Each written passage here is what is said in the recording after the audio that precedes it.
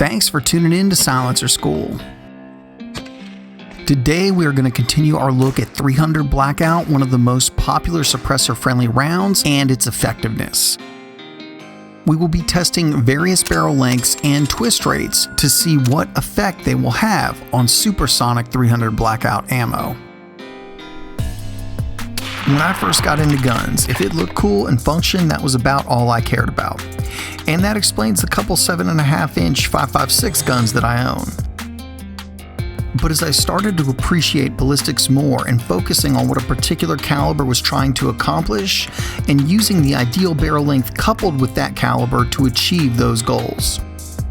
A huge thanks goes out to Shooting Surplus for sponsoring today's episode of Silencer School. Many of the coolest, hardest to get unobtainium guns that I own came from Shooting Surplus, and the best way to find out about those first is sign up for the Shooting Surplus mailing list. That way you get notified first when that Gucci gear is in stock. A barrel too short for a given caliber and you're not getting enough powder burn and velocity so the round doesn't have much power behind it. A barrel unnecessarily long just gives you a massive cumbersome rifle that you may not need for that given caliber. For instance, a 7.5-inch 5.56 really doesn't make much practical sense because the round has no power at that barrel length, but 7.5-inch does make sense on 300 Blackout. There are no real advantages to having a 308 with a 28-inch barrel. However, 28 inches makes a lot of sense if you're shooting 338 Lapua Magnum. It's all about having the right round in the right package to achieve that caliber's given goal. Recently, I picked up a Sig Rattler canebrake, and this is a very cool gun. It's short, compact, has some great features, feels really well built. Heck, I like it so much that I SBR'd it, and I just got the stamp back. I obviously like it a lot, but it has a 5.5-inch barrel, and even by 300 Blackout standards, that is really short. It does have a 1 in 5 twist, which, by the way, if you're looking at getting a 300 Blackout gun, I wouldn't get it unless it had that twist rate, but that may be a topic for another video. But I wanted to know exactly how much velocity and energy am I losing by going from, say, an 8-inch or 7-inch to the 5.5-inch that the Sig features. So I got out some of my 300 Blackout guns and decided to do some velocity testing to see just how much speed we are losing. Just so you know what you'll be looking at, the longest barrel we have in the test will be the Daniel Defense M4 300, which has a 10.3-inch barrel. This is also the only gun in the test with a 1 in 8 twist. Not that that should have any effect on velocity, but it would on accuracy.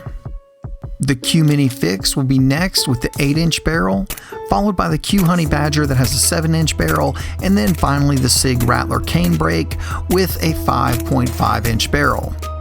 Just to keep everything the same, we'll be using the Q Thunder Chicken on all the guns.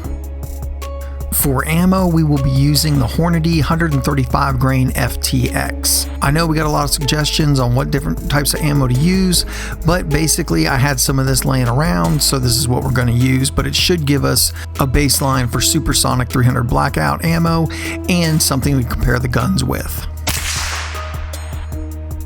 So let's get into it.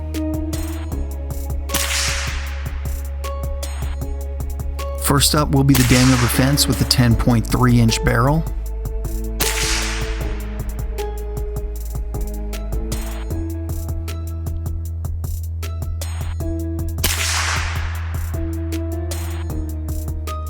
Looks like we have an average velocity of 1,965 feet per second, and this should be the fastest of the group. And that translates to 1,158 foot-pounds of energy. Next up will be the Q Minifix with an 8-inch barrel.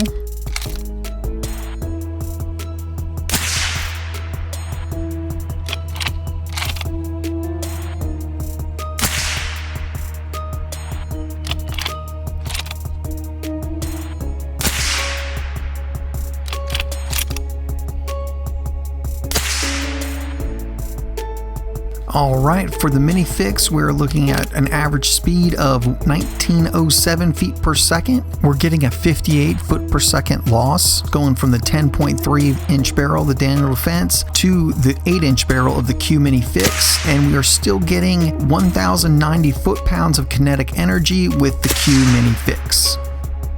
Next up will be the Q Honey Badger with its 7-inch barrel.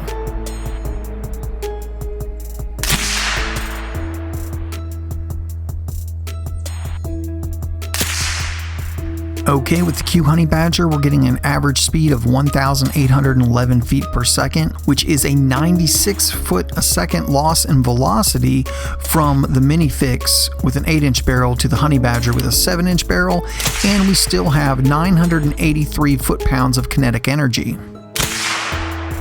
And now we're going to take a look at the Sig Rattler and see how it does with its 5.5-inch barrel.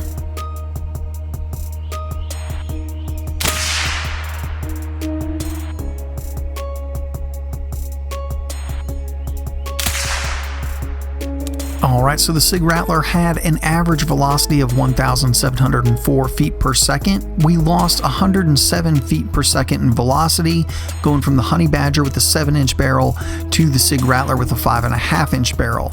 We still have 871 foot-pounds of energy with the Rattler. Some interesting notes from this: our greatest loss in velocity was not our greatest difference in barrel length. We lost the most velocity going from the Honey Badger to the Rattler, even though those two guns only have an 1.5 inch difference in barrel length. The greatest barrel length difference was going from the Daniel Defense with a 10.3-inch barrel to the Minifix with an 8-inch barrel, so that's a 2.3-inch difference, yet that was actually our lowest change in velocity. All of these guns are still in a very effective range of kinetic energy on target. However, I would make the assessment that with Supersonic 300 Blackout, it does seem that barrel length makes a more dramatic difference than it did with the subsonic test that we did earlier. Another little observation I'd like to point out is I almost never shoot Supersonic 300 Blackout, and I was shocked at how loud it was. Had to wear Ear Pro on the Rattler, and probably should have been wearing Ear Pro on the Honey Badger.